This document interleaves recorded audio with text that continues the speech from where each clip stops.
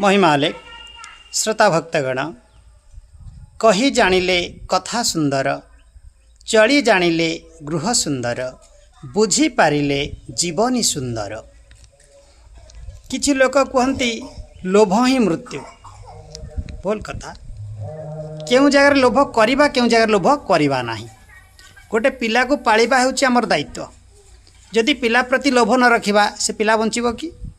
गोटे घर दायित्व होछि हमर घर प्रति लोभ न रखले तार जतमान हेबनी से घर भी नष्ट हो। तेणु केउठी लोभ एई स्थान रे लोभ रखा जीवो। लोभ रखिबनी केउठी पर धन उपर लोभ करिबा नाही। जहाँ आमको प्राप्त नुहे ता उपर लोभ करिबा नाही। किछि स्थान रे कहा जाए मुँह को मारिले तरिब ना केउठी मुँह रहिबो केउठी मुँह को नाश करा जीवो।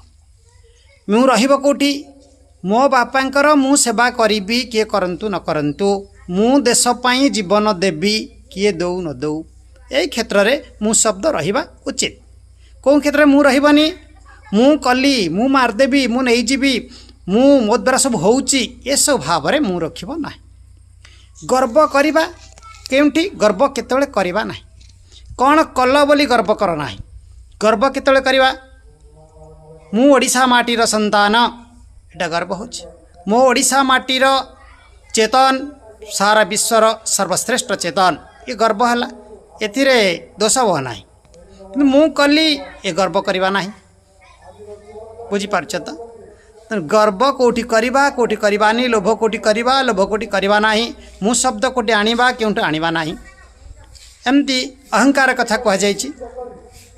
अहंकार शब्द केउ स्थान रे रहे शास्त्र पाखरे गोटे सूक्ष्म अहम रहे कहीं नहीं सूक्ष्म अहम न रहिले अन्य को संस्कार करि परिबा नाही।